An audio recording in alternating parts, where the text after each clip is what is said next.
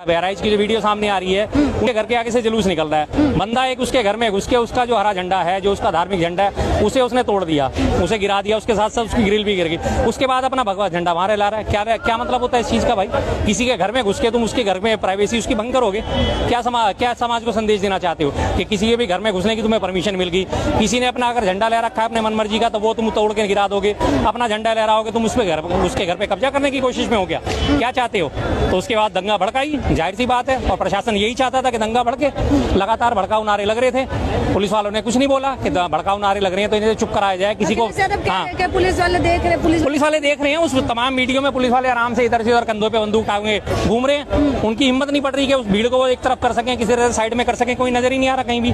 Police कहीं से control करती नजर नहीं आ रही उस मुद्दे को।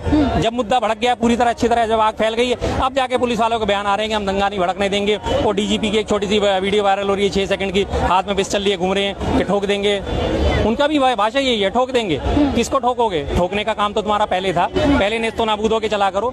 आज से 20-50 साल हो गए यहाँ पे हमारे पुरानी दिल्ली से लगातार जब रामलीला के दिनों में यहाँ से सवारी निकलती है, फतेहपुरी मस्जिद के पास से होती, बल्ली महारान से होती हुई, जामा मस्जिद के पास से, नई सड़क से होती हुई, लगातार हौज गाजी होती हुई वापिस आके खत्म होती है। आज तक कभी कोई सवारियों पे किसी ने कोई उंगली नहीं उठाई। दुनिया दोनों तरफ खड़ी होकर देखती थी। अब तो शायद पता नहीं हो रही है, बंद होगी, निकल रही है अब तो, अभी भी कम निकलती है। अब तो पहले डेली निकलती थी। लेकिन वहाँ पे क्या होता है, लगातार घर के आगे से निकलती है और जोश वाले भरे नारे, मुसलमानों को काट दो, मुगलों को काट दो। अरे भाई, मुगल ही थोड़े मुसलमान थे, ये तो देखो, इतिहास तो पढ़ के देखो। पर इनका तो सीधा सीधा एक समझा दिया गया, मुगल मतलब मुसलमान। मुगलों ने किसको हराया था? मुगलों ने भी तो मुसलमान शासक को ही हराया था, इब्राहिम लोदी को हराया था, पर वो नजर नहीं आएगा इन्हें। एक वो सीधा सीधा नैरेटिव पकड़ रखा है कि उनको काटो और बांटो और ये करो। ने बोला कि जब लाउड स्पीकर चल रहा था तब भी तो ध्यान देना चाहिए ना, लाउड स्पीकर में क्या बज रहा था? बिल्कुल ठीक बात है, भड़काऊ नारे बज रहे हैं, भड़काऊ गाने बज रहे हैं। और जो बार बार हर बार इसी तरह की रैलियों में नारे लगते हैं, जो बाबर तेल लगाओ डाबर का, वंश मिटा दो बाबर का। तो भाई क्या मतलब है इस चीज का? तुम्हें अपनी आस्था प्रदर्शन करनी है, अपनी आस्था प्रदर्शित करनी है तो अपनी आस्था के गात गाओ, भजन गाओ, अपने आराम से राम राम करते हुए यात्रा निकालो। दुर्गा यात्रा निकाल रहे थे तुम, दुर्गा ने चालीसा पढ़ो, दुर्गा सप्तशती पढ़ो। क्या जरूरत है तुम्हें दूसरे को प्रोवोक करने की भाई? जब ऐसे करोगे तो दंगा भड़केगा। और प्रशासन ने क्या, वहाँ का शासन ही यही चाहता है कि दंगा भड़के, आने वाली सीटों में जो है वो चुनाव है, जो 10 सीटों पे वोट गोल बंद होगा तो हमें मिलेगा। सीधी सी बात है, वही वो चाहते थे, वही उनकी मंशा पूरी हो गई। प्लानिंग की तरीके से हुआ है क्या? प्री प्लानिंग है? प्री प्लानिंग ही होती है। अब इसमें मारा कौन जाता है? ये तो देखो ना, क्या हर आम आदमी को मैं बार बार यही अपील करता हूँ, भाई नेताओं के बहकावे में मत आओ, इनके चक्करों में मत पड़ो। गृह मंत्री जिनके ऊपर पूरे देश की सुरक्षा की जिम्मेदारी है, उनका बेटा तो जयशाह बैठा हुआ मौज ले रहा है, आईसीसीआई का अध्यक्ष भी बन गया, उससे पहले बीसीसीआई का अध्यक्ष भी बन गया। और तुम क्या कर रहे हो? तुम जाके लोगों के झंडे गिरा रहे हो, बाद में तुम गोली खा रहे हो। तुम्हें क्या मिला? तुम्हारा घर परिवार तो रुल गया। अब 2-4 दिन तो सारे नेता मिलकर रोटियां सेक लेंगे इस पे, इस लाश की राजनीति, इसके ऊपर लाश के ऊपर राजनीति कर लेंगे। उसके बाद तुम्हें कौन पूछने आ रहा है? 2-4 जगह फंड रेजर हो जाएंगे, फंड खा के बैठ जाएंगे, पीड़ित के लिए न्याय दो, हम इसके लिए फंड इकट्ठा करो, सोशल मीडिया पे कैंपेन जम जाएगा, लाखों रुपए बटोर के घर में लेके बैठ जाएंगे। और उसके बाद वो पीड़ित अपना घूमता रहेगा। 2002 के गुजरात दंगों का याद है आपको? गोधरा कांड में अशोक जो था, अशोक परमार नाम था उसका, जिसे राजू मोची भी कहा जाता है, उस वक्त भी मोची था, पोस्टर बॉय बना, तलवार उसके हाथ में थी, माथे पे उसके श्री राम का पट्टा बंधा हुआ था और उसने बढ़ चढ़ के दंगों में हिस्सा लिया, उसका खूब बुनाया गया। आज भी वो बैठा हुआ अपने जूते सही कर रहा है, आज भी उसकी जिंदगी में कोई बदलाव नहीं आया। उत्तर पूर्वी दंगे देखो, दंगे भड़के थे। एक देवेंद्र यादव नाम का लड़का था जिसे पहली बार सबसे पहली सजा उसी को मिली है, 5 साल की सजा मिली है, दिहाड़ीदार मजदूर था, सारा उसका फैमिली बिखरी पड़ी है।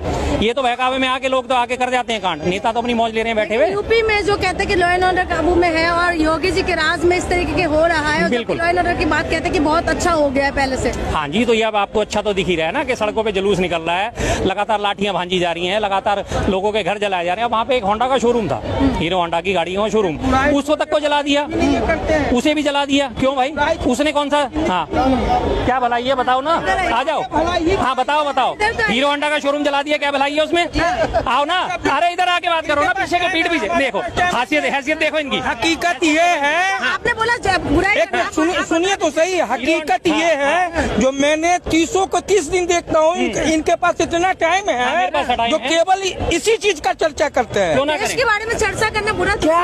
एक बात बताइए, इतने बेवकूफ हैं जो जिता रहे हैं मोदी को। एक ये शख्स ऐसे हैं जो कहते हैं जो सबसे बड़ी कमी उसी में है। आपके मैं बता रहा हूँ ना, इन्होंने कितने बेवकूफ हैं, तो बेवकूफ ऐसा ही है। हीरो होंडा के शोरूम में आग लगी, फिर भी ये मोदी को वोट देंगे। मणिपुर की देखो, मणिपुर की बहन बेटियों को नंगा घुमाया गया, फिर भी मोदी को वोट देंगे। देखो ना, चैनल चलाना है, मणिपुर के अरे मेरे चैनल कोई नहीं है, मेरी बात सुनो, मुद्दे की बात। मणिपुर में बहन बेटियों को नंगा हुआ है, फिर भी वोट दोगे ना? हाँ जी, एक मिनट भाई साहब जवाब इनसे लेना जरूरी। माननीय राहुल गांधी प्रधानमंत्री से जवाब मांगो कि देश का इतना बुरा हाल कैसे है। मोदी जी से नहीं मांगो। ये देखो अकलमंद कितने हैं, कितने खुश हो गए। इन्हें यही नहीं पता प्रधानमंत्री कौन है, इन्हें यही नहीं पता प्रधानमंत्री कौन है। अगर राहुल गांधी से जवाब मांगोगे ना, एक मिनट चाचा, बिल्कुल मुमकिन है। अगर राहुल गांधी से आप जवाब मांगोगे तो ये खुश है। और मोदी जी से किसी की दुनिया में किसी की हिंदुस्तान में औकात नहीं है कि मोदी जी से जवाब पूछ ले। और जो जवाब पूछेगा उसको कह देंगे भगते जी।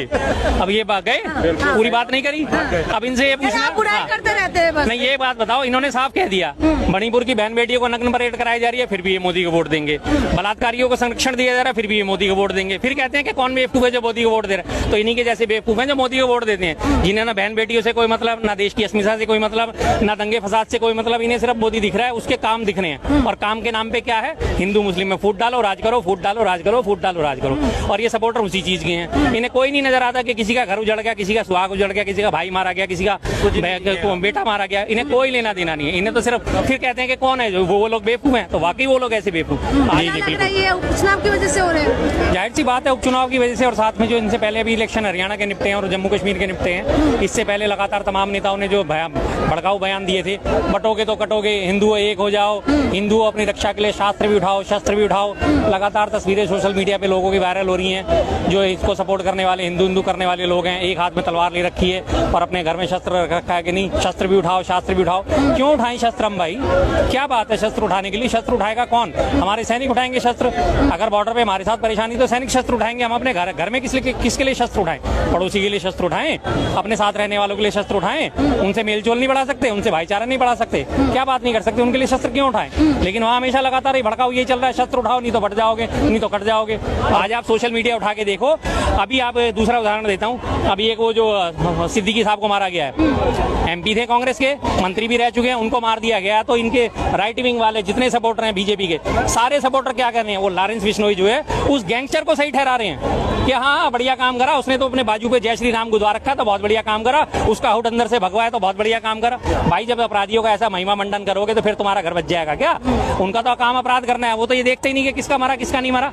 मारने वाले को तो मारने वाले से मतलब होता है, मारने से। उसे ये नहीं देखना होता कि वो अंधा है, जवान है, बूढ़ा है, क्या है। सीधी सी बात है, शेर होता है, उसे शिकार करने से मतलब है ना। उसे ये मतलब कि उसने भैंसा मारा, ना उसने हिरण मारा, या उसने खरगोश मांगा, या उसने सुअर मारा, उसे तो पेट भरना है। वही हालत इनकी है। अब वो सबको मारे जा रहा है और सारा राइट विंग आज बड़ी खुशियां मना रहा है। अरे वाह हिंदुओं का नया मसीहा आ गया, अरे जाके चरण चूम लो उसके भाई, जाके तलवे चाट लो उसके। तो वही हालत है। भाई साहब भी बोल के गए कि कुछ भी हो जाए। हॉस्पिटल में भी आग लगा, हॉस्पिटल में आग लगा दिया। पूछो इनसे ऐसे लोगों की कौन सी मानसिकता भाई?